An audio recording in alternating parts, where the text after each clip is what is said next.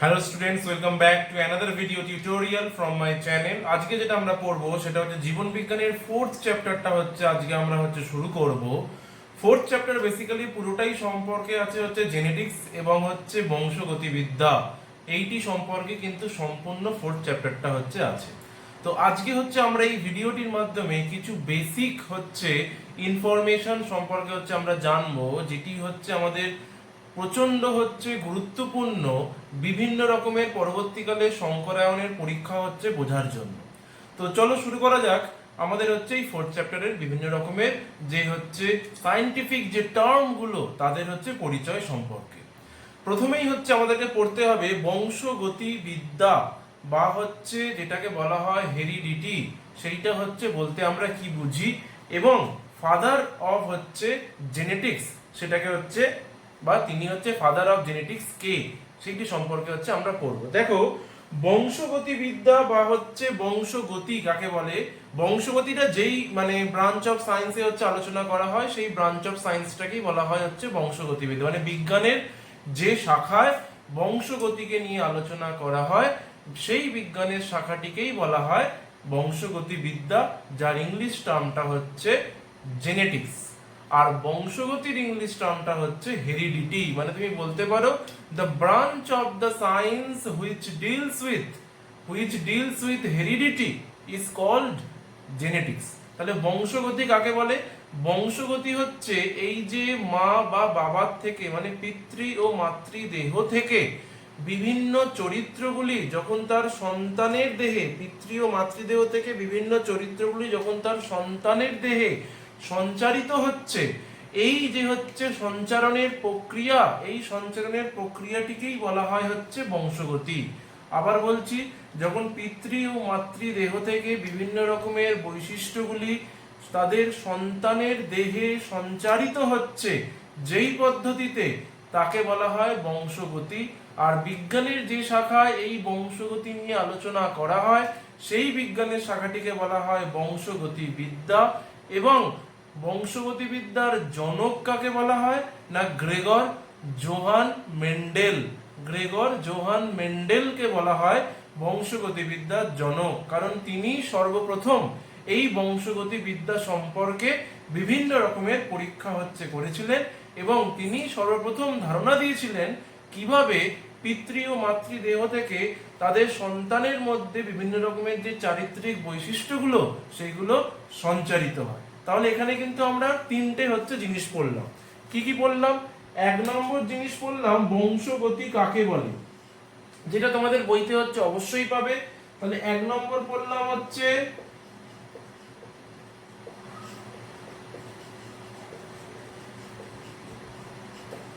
বংশগতি কাকে বলে। আবার বলছি, বংশগতি কাকে বলে যে পদ্ধতিতে, আমি তোমাদেরকে লিখে দিচ্ছি বোঝার জন্য, না যে পদ্ধতিতে বা যে প্রক্রিয়ায় পিতৃ ও মাতৃদেহ থেকে বা পিতা মাতার দেহ থেকে, পিতা মাতার দেহ থেকে বিভিন্ন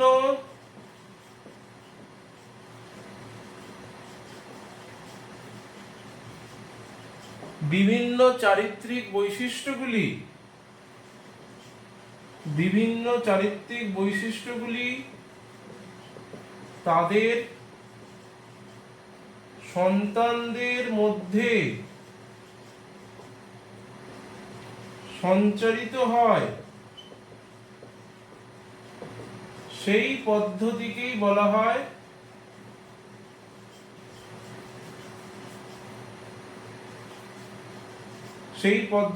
বলে বংশগতি বা হেরিডিটি।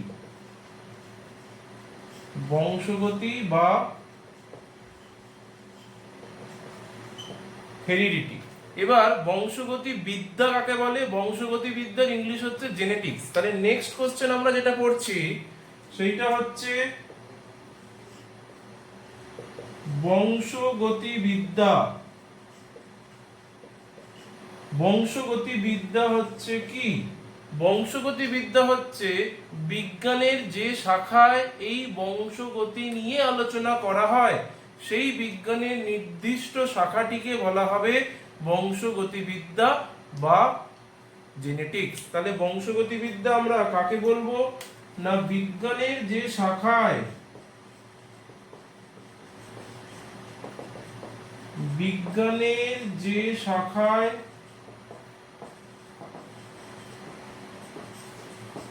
বংশগতি নিয়ে আলোচনা করা হয়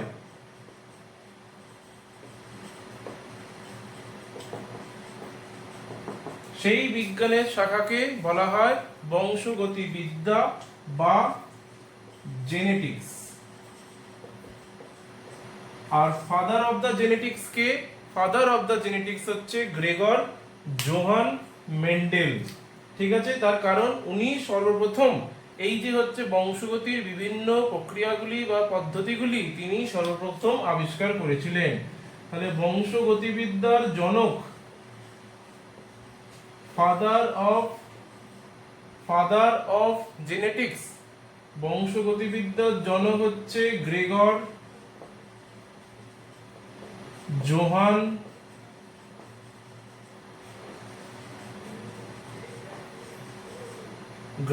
জোহান মেন্ডেল। এই তিনটি হচ্ছে আমরা এখন জানলাম। তাহলে বংশগতি কাকে বলে, বংশগতিবিদ্যা কাকে বলে ও বংশগতিবিদ্যার জনককে, ফাদার অফ দ্য জেনেটিক্স কাকে বলা হয়।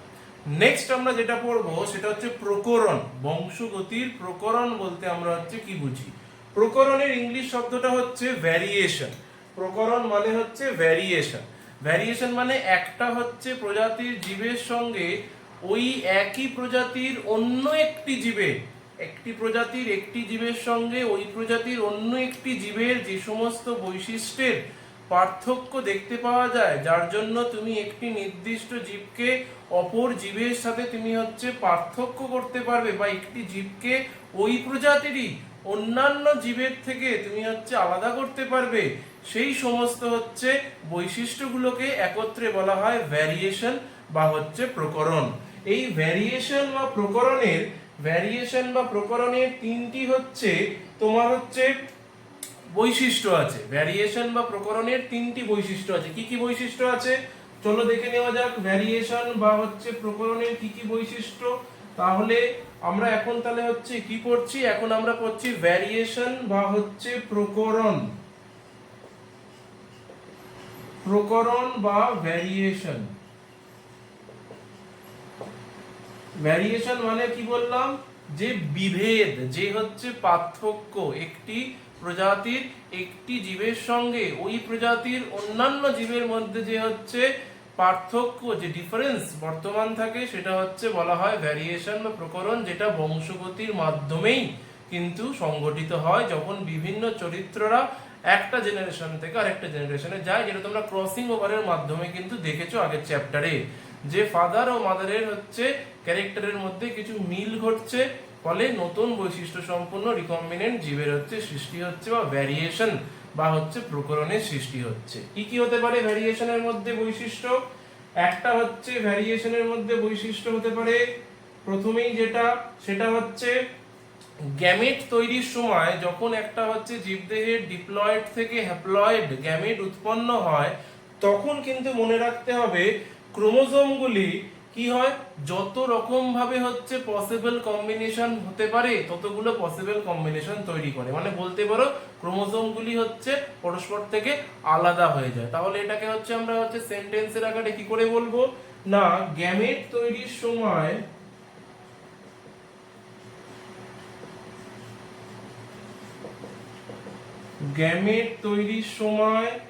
ক্রোমোজোমগুলির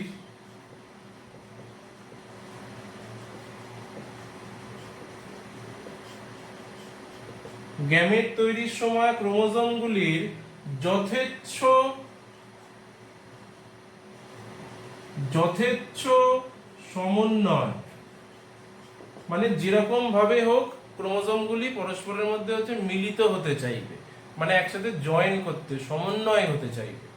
নেক্সট যেটা হচ্ছে বৈশিষ্ট্য, জিনের পুনর্বিন্যাস। ক্রোমোজোমের মধ্যে যে জিনগুলো বর্তমান আছে সেগুলো কিন্তু হচ্ছে পরস্পরের মধ্যে রিঅ্যারেঞ্জমেন্ট করে, মানে হচ্ছে যে যেখানে ছিল তারা নিজেদের জায়গা পরিবর্তন করে। এইটাকে বলা হয় জিনের পুনর্বিন্যাস। তাহলে নেক্সট কি, ক্রোমোজোমের মধ্যে ক্রোমোজোমের উপর জিনের পুনর্বিন্যাস। আর লাস্ট যেটা সেটা হচ্ছে মিউটেশন বা পরিব্যক্তি। মিউটেশন বা পরিব্যক্তি মানে মিউটেশন মানে নতুন হচ্ছে কোন রকম বৈশিষ্ট্যের উদ্ভব ঘটা। মিউটেশন হচ্ছে আরো বেসিক, যদি তুমি হচ্ছে আরো ডিটেইলে ঢোকো মিউটেশন মানে, যেটা 11-12 হচ্ছে পড়ানো হয়। মিউটেশন মানে হচ্ছে একটি ডিএনএ এর মধ্যে যে নিউক্লিওটাইডের সজ্জাক্রমগুলো থাকে, যেটা তোমরা হচ্ছে পড়েছো আগের চ্যাপ্টারে, সেই নিউক্লিওটাইডের সজ্জাক্রমের কোন রকম পরিবর্তন হয়ে যাওয়া। নিউক্লিওটাইডের সজ্জাক্রমগুলি হচ্ছে যদি কোনো কারণে পরিবর্তিত হয়ে যায়, তাহলে ওই হচ্ছে পরিবর্তনটিকে বলা হবে হচ্ছে মিউটেশন। যারা এই মিউটেশন করে তাদেরকে বলা হয় মিউটাজেন। ঠিক আছে, তো এইগুলো হচ্ছে পরিব্যক্তির কতকগুলো বলতে পারো কারণ, বা হচ্ছে এই প্রকরণের কতকগুলি হচ্ছে কারণ বা প্রকরণের বৈশিষ্ট্য। কারণ বলাটাই হচ্ছে মোর হচ্ছে সায়েন্টিফিক অ্যান্ড মোর রিজনেবল, যে কি কি কারণে তোমাদের পরীক্ষা দিতে পারে। তিনটি কারণ বর্ণনা করো বা তিনটি প্রধান কারণ বর্ণনা করো যার জন্য প্রকরণ ঘটে থাকে, তখন তোমাদের কিন্তু এই তিনটি কারণ সম্পর্কে কিন্তু ব্যাখ্যা করতে হবে, বা এই তিনটি কারণ তোমাদের 1 নম্বর কি 2 নম্বরের দেবে সেটা বলতে হবে। এইখানে আমি তোমাদের সিলেবাসে দুটো আছে যেটা পরীক্ষায় তোমাদের টেস্ট পেপারে দেয়, সেটা হচ্ছে দু রকমের প্রকরণ হচ্ছে তোমাদের সিলেবাসে দেয়। একটা হচ্ছে কানের যুক্তলতি, একটা কানের মুক্তলতি, আর একটা হচ্ছে জিভের রোল করার ক্ষমতা। জিভ রোল করার ক্ষমতা, জিভটাকে হচ্ছে সরু করার হচ্ছে যে ক্যাপাবিলিটি, সেটাকে বলা হয় জিভ রোল করার ক্ষমতা। আর কানের মুক্তলতি আর একটা হয় কানের যুক্তলতি। লতি মানে হচ্ছে এই জায়গাটা, অনেকের কি হয় এই কানের জায়গাটা পুরোটা হচ্ছে অ্যাটাচ হয় এখান থেকে, এই এক্সটেনশনটা হচ্ছে থাকে না, এই যে হচ্ছে এক্সট্রা পোরশনটা এটা থাকে না, এইটাকে বলা হয় মুক্তলতি। আর যাদের এটা হচ্ছে সম্পূর্ণরূপে যুক্ত থাকে এই নিচের জয়ের সাথে, তাদেরকে বলা হয় হচ্ছে যুক্তলতি। মুক্তলতির সংখ্যাটাই কিন্তু মানে আমাদের এই হিউম্যান পপুলেশনে বেশিরভাগ মানুষদেরই কিন্তু কানের মুক্তলতি দেখতে পাওয়া যায়। আর এই মুক্তলতির বৈশিষ্ট্যটিকে বলা হয় প্রকট বৈশিষ্ট্য, আর যুক্তলতির হচ্ছে বৈশিষ্ট্যটিকে বলা হয় প্রচ্ছন্ন বৈশিষ্ট্য। এবার প্রকট আর প্রচ্ছন্ন বৈশিষ্ট্য মানে কি সেটা আমরা হচ্ছে পরে দেখব। তাহলে একটা দেখলাম মুক্তলতি, মুক্ত যেটা ঝুলবে, সেইটা হচ্ছে কি, সেইটা হচ্ছে বেশিরভাগ হচ্ছে পপুলেশনের মানুষদের ক্ষেত্রে দেখতে পাওয়া যায়, সেটি একটি প্রকট বৈশিষ্ট্য। আর হচ্ছে যাদের যুক্তলতি তাদের সংখ্যা হচ্ছে খুবই কম, সেটি হচ্ছে প্রচ্ছন্ন বৈশিষ্ট্য। আরেকটি বললাম যে জিভ রোল করার ক্ষমতা, বেশিরভাগ পপুলেশনই জিভটাকে রোল করতে পারে ঠিক এই রকম ভাবে, এইটা হচ্ছে জিভ রোল করার ক্ষমতা। আর অনেক হচ্ছে পপুলেশনের লোকজন আছে, অনেক কিছু, অনেক না, সংখ্যায় হচ্ছে খুব কম, যারা হচ্ছে জিভ তাদের রোল করতে পারে না। যাদের জিভ রোল করার ক্ষমতা আছে তাদের সেটি হচ্ছে প্রকট বৈশিষ্ট্য, যাদের জিভ রোল করার ক্ষমতা নেই তাদের হচ্ছে সেটি প্রচ্ছন্ন বৈশিষ্ট্য। তাহলে এখানে আমরা দু রকমের হচ্ছে ভ্যারিয়েশন দেখলাম। তাহলে কি কি হচ্ছে দু রকমের ভ্যারিয়েশন দেখলাম? একটা হচ্ছে ভ্যারিয়েশন দেখলাম কানের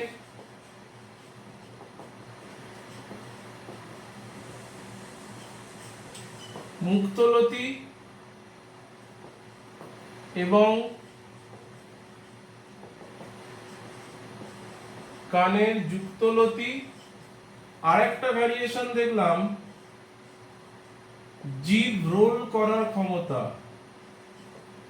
জিভ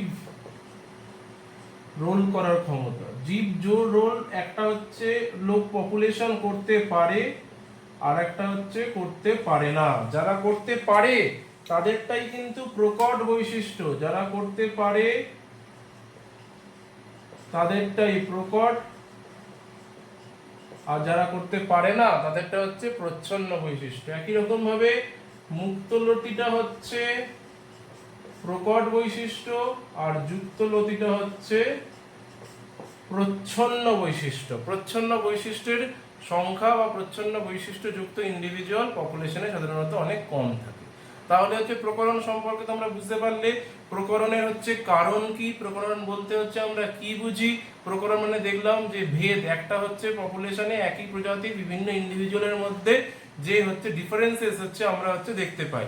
দেখলাম প্রকরণের কারণ কি কি হতে পারে, তিনটে হচ্ছে প্রকরণের কারণ।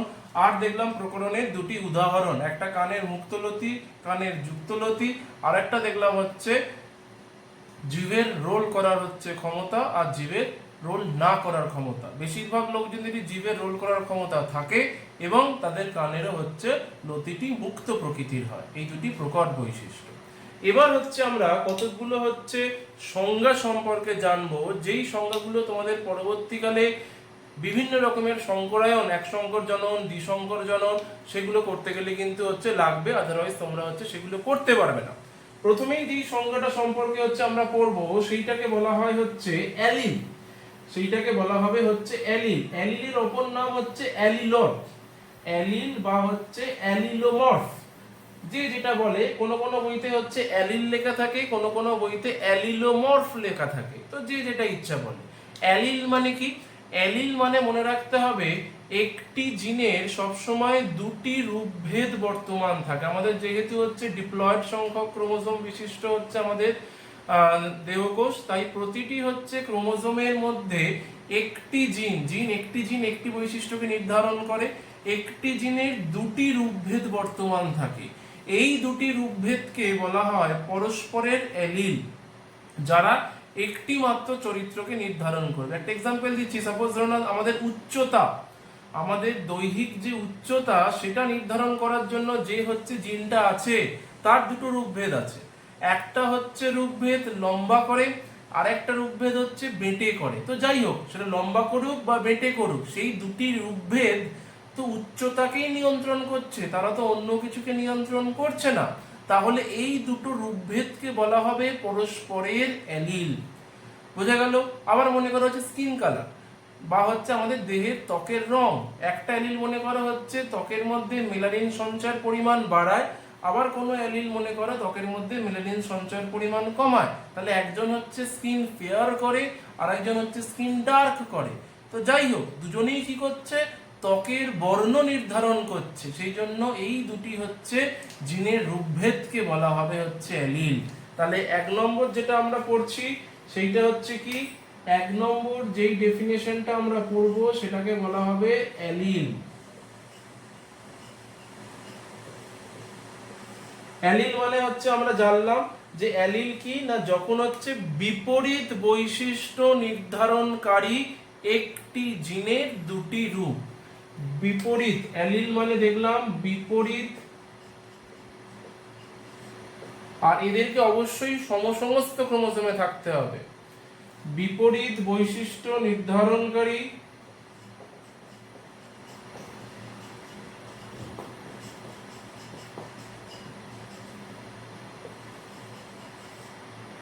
বিপরীত বৈশিষ্ট্য নির্ধারণকারী একটি জিনের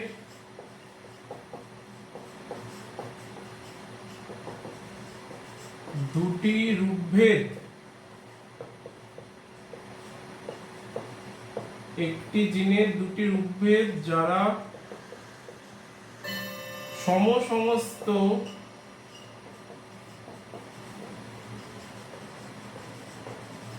ক্রোমোজোমে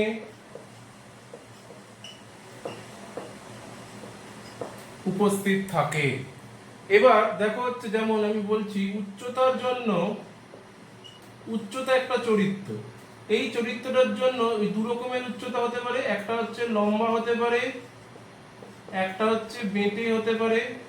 লম্বার জন্য সাপোজ একটা জিনের রূপভেদ আছে মনে করো ক্যাপিটাল টি, আর হচ্ছে বেঁটে করে এমন একটা জিনের রূপভেদ হচ্ছে স্মল টি। মানে একটা জিনেরই দুটো রূপভেদ, একটা জিনের রূপভেদটা ক্যাপিটাল টি আর একটা জিনের হচ্ছে রূপভেদটা স্মল টি। দুটো হচ্ছে কপি থাকে, একটা জিনের দুটো কপি, একটা কপি লম্বা করে একটা কপি বেঁটে করে। এই দুটো কপিকে বলা হবে পরস্পরের অ্যালিল। তাহলে ক্যাপিটাল টি ও স্মল টি, এই ক্যাপিটাল টি ও স্মল টি এরা হলো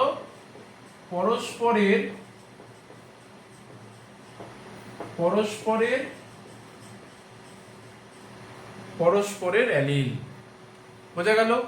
এরপর নেক্সট যে টপিকটা সম্পর্কে আমরা পড়বো সেটা হচ্ছে লোকাস। তাহলে 2 নম্বর যে পয়েন্টটা আমরা পড়বো সেটা হচ্ছে লোকাস। লোকাস মানে আর কিছুই না, প্রতিটি ক্রোমোজোমের যে নির্দিষ্ট স্থানে এক একটি জিন বর্তমান করবে বা যে এক একটি নির্দিষ্ট স্থানে জিন অবস্থিত থাকবে, সেই নির্দিষ্ট স্থানটিকে বলা হবে ওই জিনের লোকাস। তাহলে লোকাস কাকে বলছি? লোকাস মানে হচ্ছে একটি ক্রোমোজোমের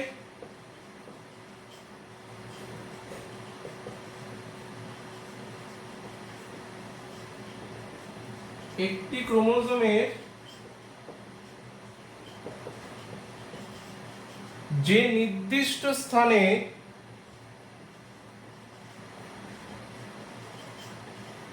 এক একটি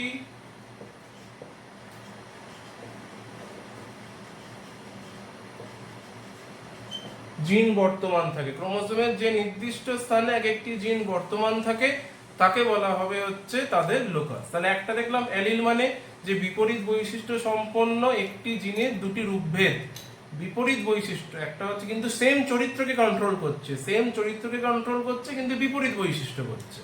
আর লোকাস মানে কি দেখলাম? লোকাস মানে দেখলাম যে একটা ক্রোমোজোমের যে পার্টিকুলার একটি নির্দিষ্ট স্থানে একটি জিন বর্তমান করে তাকেই বলা হয় ওই জিনের লোকাস। নেক্সট যেটা আমরা পড়বো সেটা হচ্ছে প্রকট বৈশিষ্ট্য, আর একটা হচ্ছে প্রচ্ছন্ন বৈশিষ্ট্য, যেটা হচ্ছে খুব ইম্পর্টেন্ট তোমাদের হচ্ছে পরীক্ষার জন্য, পরীক্ষাতেও কিন্তু আসে। তাহলে নেক্সট যে হচ্ছে টপিকটা আমরা পড়বো সেটা হচ্ছে একটা প্রকট আর একটা হচ্ছে প্রচ্ছন্ন বৈশিষ্ট্য। দেখো, প্রকট আর প্রচ্ছন্ন বৈশিষ্ট্য সম্পর্কে একটু আইডিয়া তোমাদেরকে আমি দিয়েছি ওই ভ্যারিয়েশন বা হচ্ছে প্রকরণ পড়ানোর সময়। এখন হচ্ছে সেটা আমরা একটু ডিটেইলে জানবো। প্রকট আর একটা হচ্ছে প্রচ্ছন্ন, প্রকট বৈশিষ্ট্য আর একটাকে বলা হবে হচ্ছে প্রচ্ছন্ন বৈশিষ্ট্য।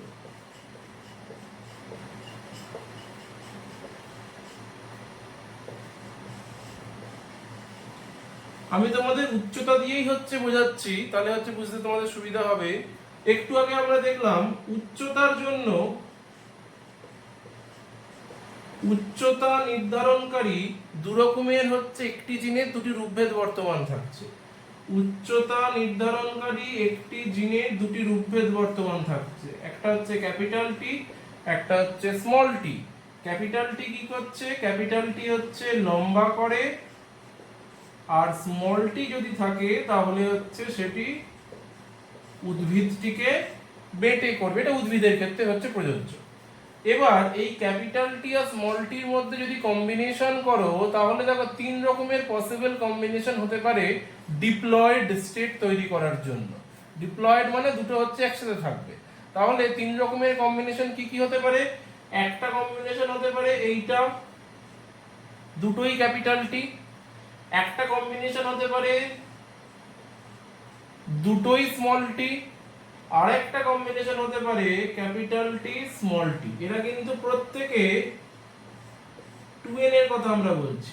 তাহলে একটা কম্বিনেশন হতে পারে যখন দুটি হচ্ছে যে জিনের রূপভেদ, সেই দুটি জিনে একটি জিনের যে দুটি রূপভেদ, একটি জিনের যে দুটি রূপভেদ সেই দুটি রূপভেদই হচ্ছে লম্বা প্রকৃতির। একটা হতে পারে যখন একটি জিনের দুটি রূপভেদই হচ্ছে বেটে প্রকৃতির।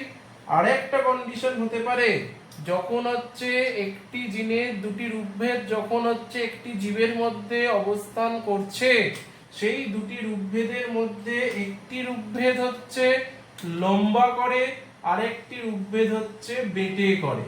ঠিক আছে? এইখানে এবার আমরা দেখব প্রকট ও প্রচ্ছন্ন বৈশিষ্ট্য কাকে বলে।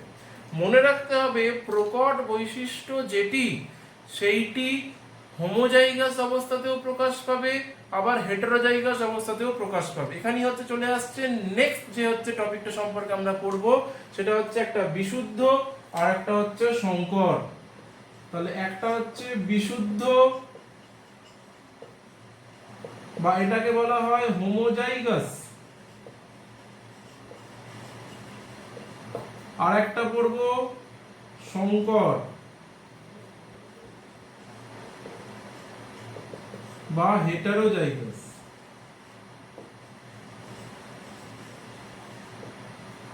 দেখো বিশুদ্ধ আর সংকরের মধ্যে ডিফারেন্সটা কি? বিশুদ্ধ মানে যখন একটি জীবদেহের মধ্যে যখন একটি জিনের দুটি রূপভেদ বর্তমান থাকছে, সেই দুটি রূপভেদ একই প্রকৃতির হবে। দুটি রূপভেদ যদি একই প্রকৃতির হয় পরস্পরের সাথে, তাহলে সেই যে সজ্জাক্রমটাকে বলা হবে হোমোজাইগাস বা বিশুদ্ধ। আবার বলছি, একটি জীবদেহে যখন হচ্ছে একটি জিনের দুটি রূপভেদ বর্তমান আছে, সেই দুটি রূপভেদ পরস্পরের সমান একই রকমের, তখন সেই দুটি রূপভেদকে বলা হবে হচ্ছে হোমোজাইগাস। তাহলে এখানে হোমোজাইগাস কোন দুটো হোমোজাইগাস?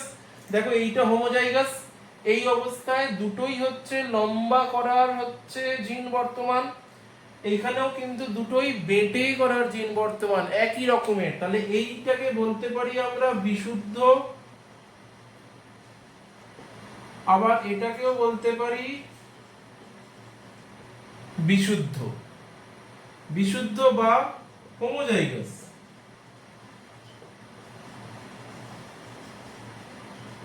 এটা হচ্ছে বিশুদ্ধ বা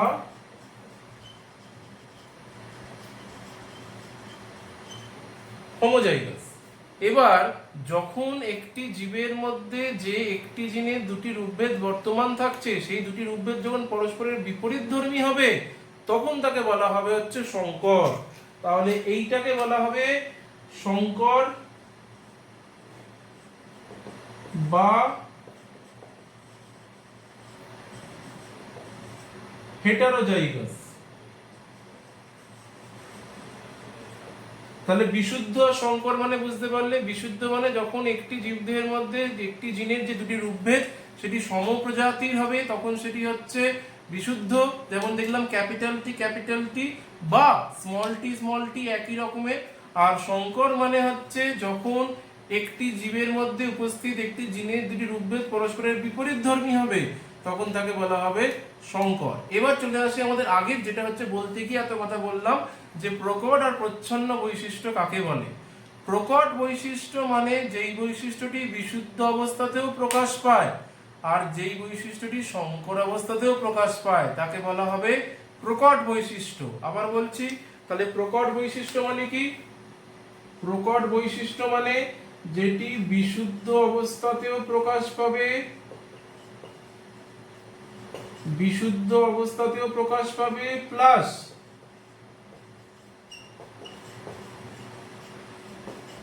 সংকর অবস্থাতেও প্রকাশ পাবে। কিন্তু প্রচ্ছন্ন বৈশিষ্ট্য মনে রাখতে হবে কেবলমাত্র বিশুদ্ধ অবস্থায় প্রকাশ পাবে, কেবলমাত্র বিশুদ্ধ অবস্থায় প্রকাশ পাবে, কোন রকম সংকর অবস্থায় প্রকাশ পাবে না। এবার দেখো এই গাছটা কি হবে? এই গাছটা লম্বা ছাড়া অন্য কিছু হতে পারে না। এই গাছটা লম্বা ছাড়া কিছু হতে পারে না, কারণ এই গাছটার যে জিনের দুটি রূপভেদ সেইটা তো হচ্ছে লম্বা প্রকৃতির। তাহলে এই গাছটা সবসময় আমার কি হবে? এই গাছটা হবে হচ্ছে লম্বা। এই গাছটা কি হবে? এই গাছটা বেটে ছাড়া অন্য কিছু হতে পারে না, কারণ এরও হচ্ছে দুটো জিন বেটে প্রকৃতির। এবার এইটা কি হবে? দেখো এইটার মধ্যে তো একটা লম্বারও হচ্ছে জিন আছে, আবার একটা বেটে করারও জিন আছে, তাহলে এটা তো দুটোরই 50-50% পসিবিলিটি। এবার এই সংকর অবস্থায় যদি গাছটি লম্বা হয়, তাহলে লম্বা বৈশিষ্ট্যটি প্রকট, আর যদি সংকর অবস্থায় গাছটি বেটে হয়, তাহলে বেটে বৈশিষ্ট্যটি প্রকট। আবার বলছি, সংকর অবস্থায় যদি গাছটি লম্বা হয়, তাহলে লম্বা বৈশিষ্ট্যটি প্রকট, আর সংকর অবস্থায় যদি গাছটি বেটে হয়, তাহলে বেটে বৈশিষ্ট্যটি প্রকট। কেন না? প্রকট বৈশিষ্ট্য মানে আমরা দেখলাম যেটা বিশুদ্ধ অবস্থাতেও প্রকাশ পাবে, আবার সংকর অবস্থাতেও প্রকাশ পাচ্ছে। এবার এখানে দেখা গেছে এই সংকর অবস্থায় গাছটা লম্বাই হয়, সংকর অবস্থায় গাছটা হচ্ছে লম্বাই হয়। সেই জন্য ধরে নেওয়া হয় গাছের ক্ষেত্রে, মটর গাছের ক্ষেত্রে, এখানে হচ্ছে পরীক্ষাটা মেন্ডেল করেছিলেন, মটর গাছের ক্ষেত্রে লম্বা বৈশিষ্ট্যটি প্রকট এবং বেটে বৈশিষ্ট্যটি প্রচ্ছন্ন। বা উল্টোভাবে বলতে গেলে, যেই বৈশিষ্ট্য প্রকাশ করার জন্য একটি মাত্র জিনের রূপভেদ থাকলেই হবে। দেখো এখানে একটা মাত্র জিনের রূপভেদ থাকলেই হয়ে যাচ্ছে, এটা থাকুক কি না থাকুক কিছু এসে যাচ্ছে না, এটা স্মল টিটা থাকুক কি না থাকুক কিছু এসে যাচ্ছে না, একটা ক্যাপিটাল টি থাকলেই লম্বা হচ্ছে। তাহলে যেই বৈশিষ্ট্য প্রকাশ করার জন্য একটি মাত্র জিনের কপি থাকলেই সেই বৈশিষ্ট্যটি প্রকাশ পাবে, তখন তাকে বলা হবে প্রকট বৈশিষ্ট্য। আর যেই বৈশিষ্ট্য প্রকাশের জন্য ওই জিনের দুটো কপিকেই বর্তমান থাকতে হবে, দুটো কপিকেই বর্তমান থাকতে হবে, শুধুমাত্র একটা কপি থাকলে হবে না, তখন তাকে বলা হবে প্রচ্ছন্ন বৈশিষ্ট্য। তাহলে বুঝতে পারলে প্রকট বৈশিষ্ট্যের সংজ্ঞা দুরকম ভাবে দেওয়া যায়। প্রকট বৈশিষ্ট্যের সংজ্ঞা একরকম ভাবে দেওয়া যায়, যেটি বিশুদ্ধ অবস্থাতেও প্রকাশ পাবে এবং সংকর অবস্থাতেও প্রকাশ পাবে। আরেক রকম ভাবে দেওয়া যায়, যেই বৈশিষ্ট্য প্রকাশের জন্য কেবলমাত্র জিনের একটা হচ্ছে কপি থাকলেই হয়ে যাবে, দুরকম দুটো কপির দরকার পড়বে না। কিন্তু প্রচ্ছন্ন বৈশিষ্ট্যের ক্ষেত্রে কেবলমাত্র বিশুদ্ধ অবস্থাতে প্রকাশ পাবে, এরকম ভাবে বলা যায়। বা আরেক রকম ভাবে বলা যায় যে প্রচ্ছন্ন বৈশিষ্ট্যদের ক্ষেত্রে প্রকাশ করার জন্য দুটি জিনের কপি বর্তমান থাকতে হবে। তাহলে আমরা এখন প্রকট বৈশিষ্ট্য জানলাম, প্রচ্ছন্ন বৈশিষ্ট্য জানলাম, বিশুদ্ধ সম্পর্কে জানলাম, বিশুদ্ধ জীব একটা জানলাম হচ্ছে সংকর জীব কাকে বলে। আর নেক্সট যেটা আমাদের বাকি রয়েছে সেটা হচ্ছে সমস্ত ক্রোমোজোম। 4 নম্বর হয়ে গেছে, তাহলে 5 নম্বর আমরা যেটা পড়বো সেটা হচ্ছে সমস্ত ক্রোমোজোম।